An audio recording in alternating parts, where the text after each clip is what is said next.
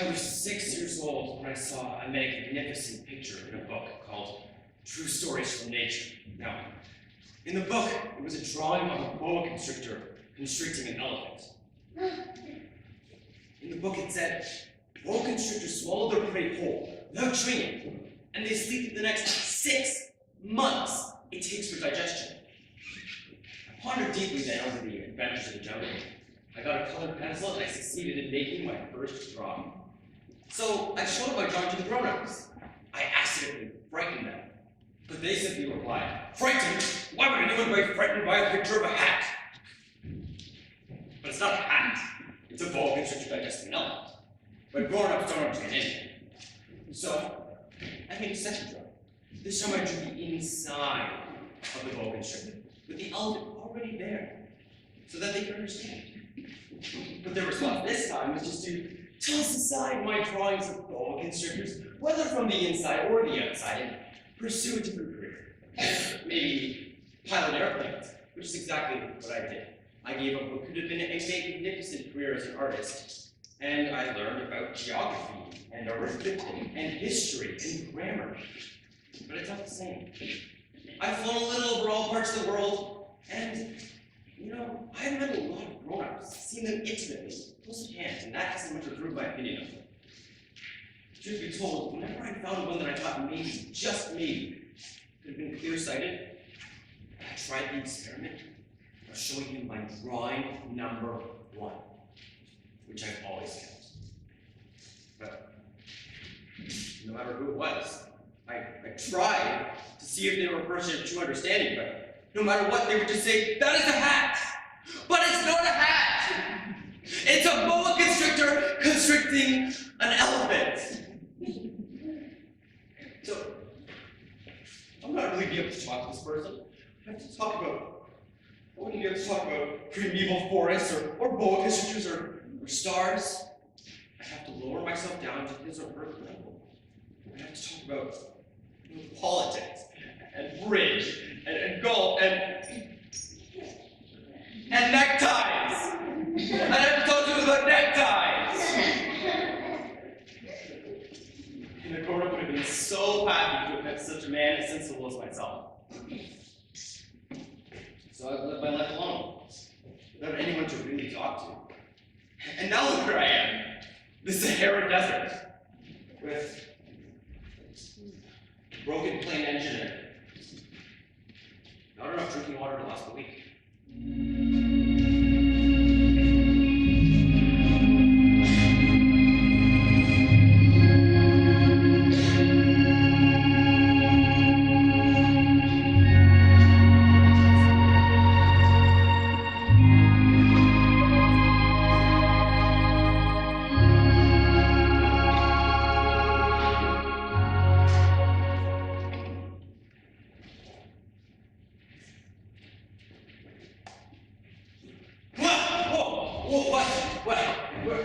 What?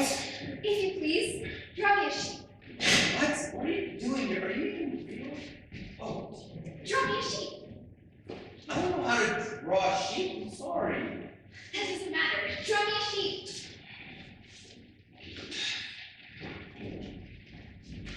Okay, this is all I know how to draw.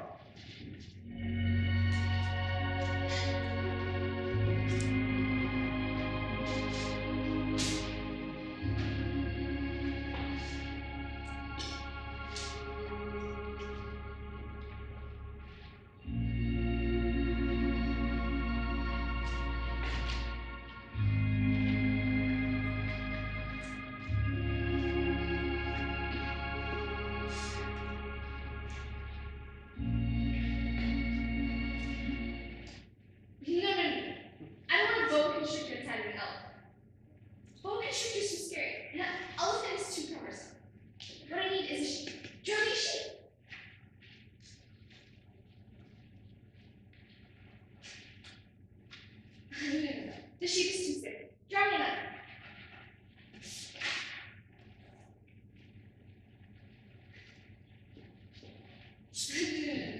This sheep is a ram. It has horns.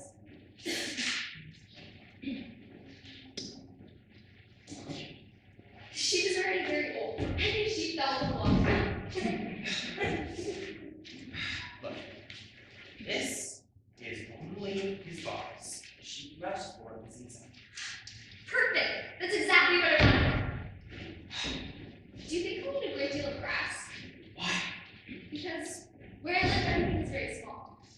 where do you even come from? Not so small that. Look, he's gone to sleep. What's that? That is my plane. It flies. Somebody dropped down from the sky? Yes. Then you two come from another planet. Wait. You come from another planet? It's true that on that, you can't come from very far away.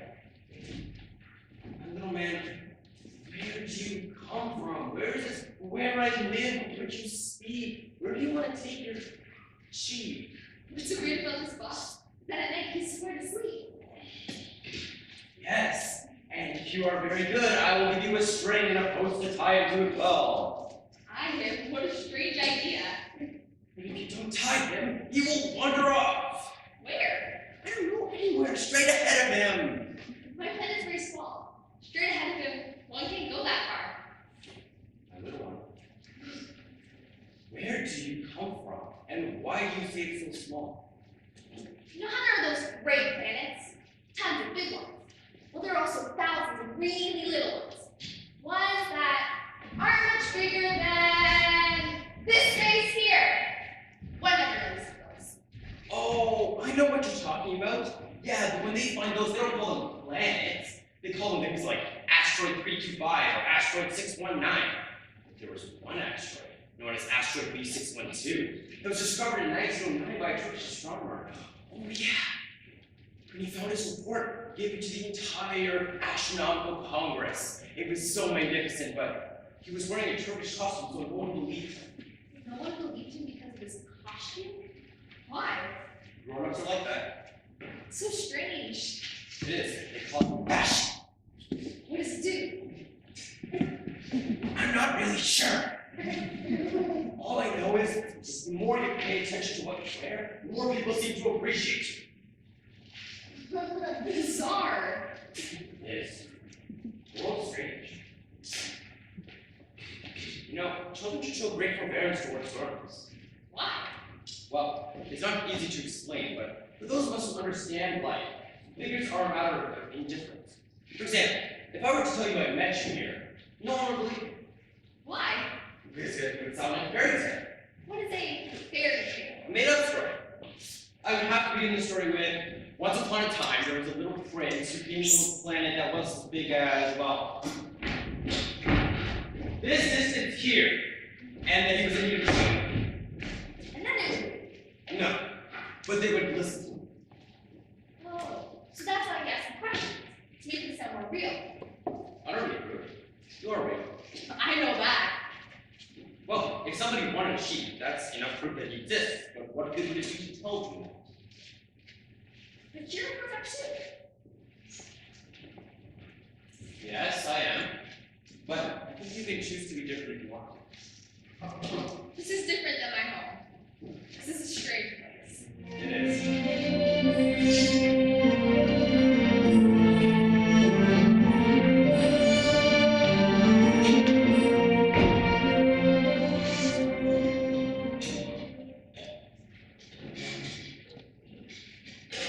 If a sheep eats grass, then it eats little bushes too.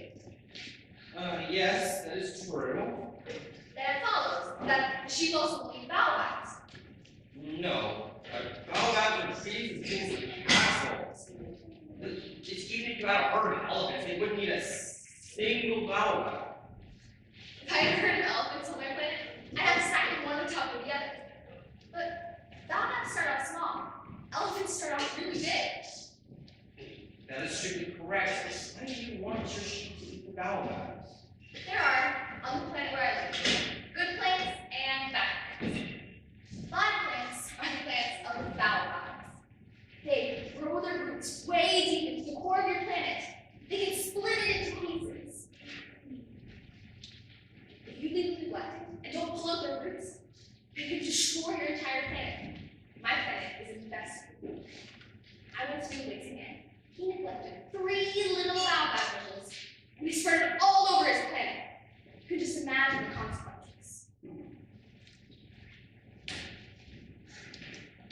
What a magnificent drawing!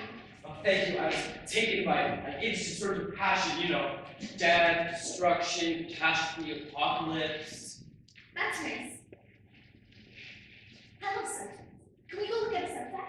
But we must wait. Wait, for what? For the sunset. We must wait until it's time. I'm always thinking that I'm home. When I'm home, I just have to move my chair a little bit, and I can see the twilight falling whenever I like. One time, I saw the sunset 44 times. I guess one really loves the sunset, but one is sad. Were you so sad then on the day of the 44 sunsets? If a sheep eats baobabs, then it eats flowers too, right? Flowers or sheep will eat anything they find in the reach. Then the thorns, what use are they? Flowers are no use at all. They have thorns just for spikes. I don't believe flowers, they're naive creatures. I can't get this wrench off. I will smash it with a hammer. You actually believe that the flowers? I don't believe anything! Don't you get it? I just said the first thing that came to my mind. I'm busy with matters of consequence. Matters of consequence? You saw them just like the grown-ups. You mix everything up. You confuse everything. I'm sorry. Let me tell you about a planet then. I know a planet where there's a certain red-faced shit. He has never looked at a flower. He has never looked at a star. He has never loved anything. He just sits around all day adding up figures. And he repeats, just as you said to me, I am busy with matters of consequence. But this is not a gentleman. He is a mushroom. What? A mushroom. For millions of years, flowers have been thorns. For millions of years, sheep have been eating them just the same. Is the worker between flowers and sheep not important? Is it more important than the businessman's sons? I myself, I know the flower that only grows on my planet. That one sheep can come along and eat it in a single bite.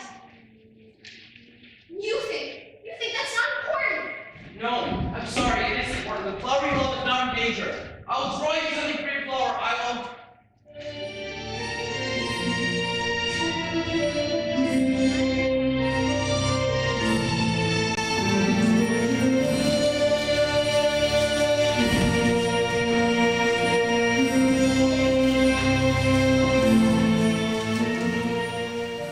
I soon came to know this flower better.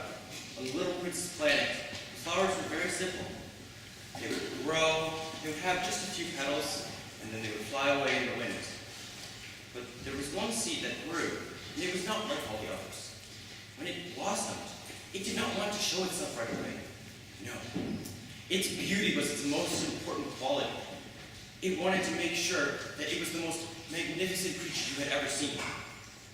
So, it spent all day preparing for its beautiful reveal. So then, on the final day it was ready, at the exact instant that the sun came up, it revealed itself.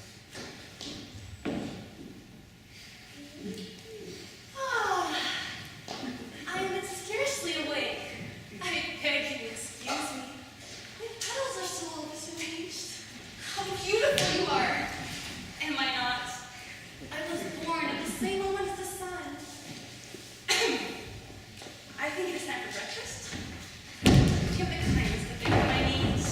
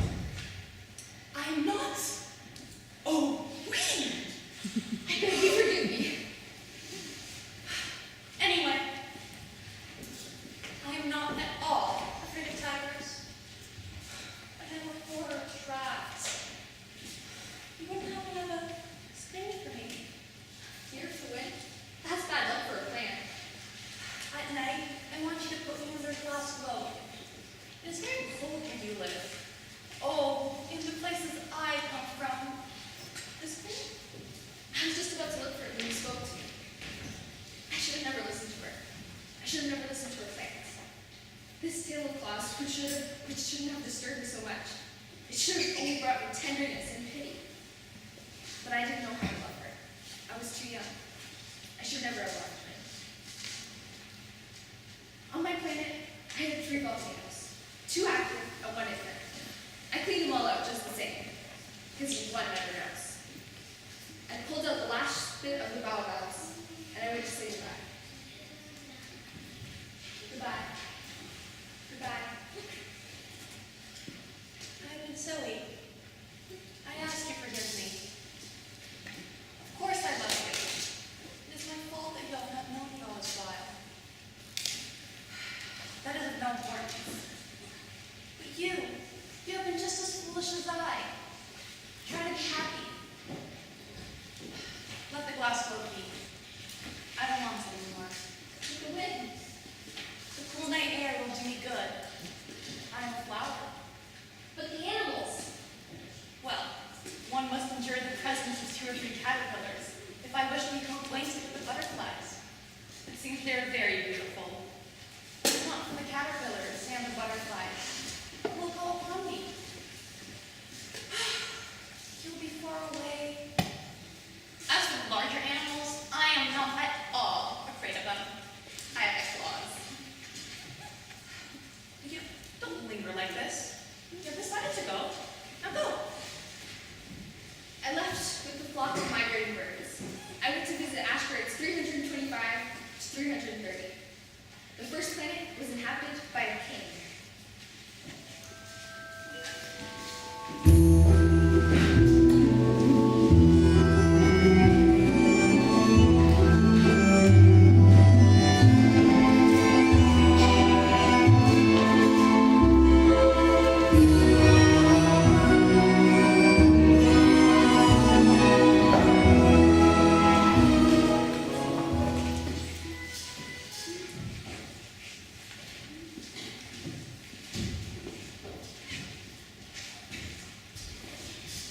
Here is a subject. How could you recognize me? You've never seen me before. Come close so I may see you better.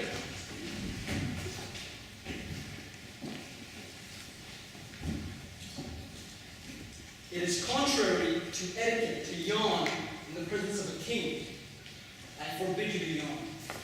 I'm sorry. I've had a long journey. I'm tired. Then I order you to yawn. I have not seen someone yawn in years now. Yawns are objects of curiosity. Come now, yawn again. It's an order. I'm frightened. I cannot anymore. Then I order you to sometimes yawn, sometimes not to yawn. If I order a general to change himself into a seabird, and he did not obey me, it would not be his fault. It would be my fault. May I sit down? I order you to sit down. Sire, I didn't really answer your question. I order you to ask me a question. Sire, over what do you rule? Over everything. Over everything? Over all that? Over all that. And the stars, they obey you? Certainly, they obey instantly. I don't permit insubordination. Wow, it's marvelous to have such complete authority. Sire, I love sunsets. Please do me that kindness. What did the sun to set? Now, if I ordered a general to fly from one flower to another like a butterfly, or to write a tragic drama, or to change himself into a seabird, and if the general did not carry out the order he had received, who would be in the wrong? The general or myself? You? Exactly. Accepted authority rests first of all on reason. If I told my people to throw themselves into the sea, they would rise up in revolution. I require obedience because my orders are reasonable. Then my sunset? You shall have your sunset. I shall command you. But, according to my science of government, I shall wait until conditions are favorable. When will that be? That will be about 20 minutes to 8, and you shall see how well I am obeyed. I have nothing more to do here. I shall set out on my way. Well, don't go. I'll make you minister. Minister of what? Minister of justice. But there's nobody here to judge. We don't know that for sure. I have not made a complete search of my kingdom. I am very old, and there is no room here for a carriage, and it tires me to walk. I can all There's nobody else here. Then you'll judge yourself. That is the most difficult thing of all. It is much more difficult to judge oneself than it is to judge others. If you judge yourself correctly, then you truly are a man of wisdom. But I can judge myself anywhere. I don't need to stay on your planet. Somewhere on this planet, there is an old rat. I can hear him at night. You will judge this old rat. From time to time, you'll condemn him to death. Thus, his life will depend on your justice.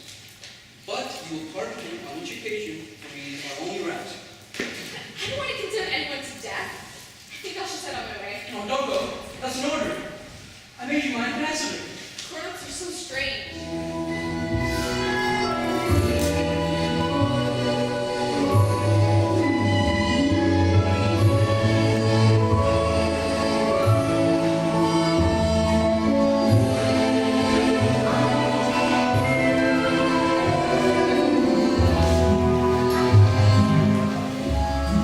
The next planet was inhabited by, conceited men.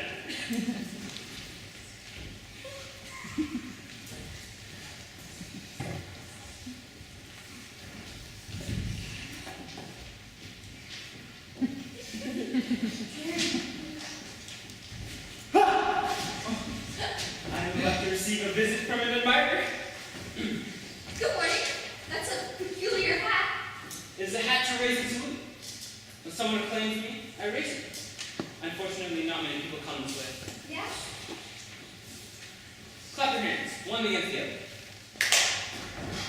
This is more entertaining than my visit to the king.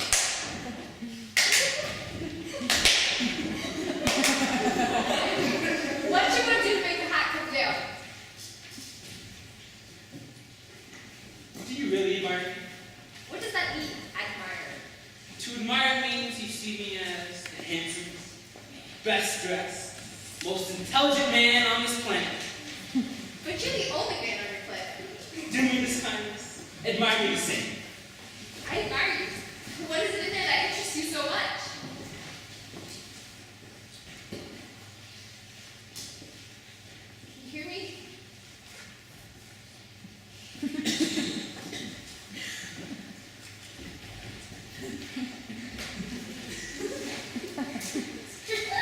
The grown-ups are certainly very bizarre.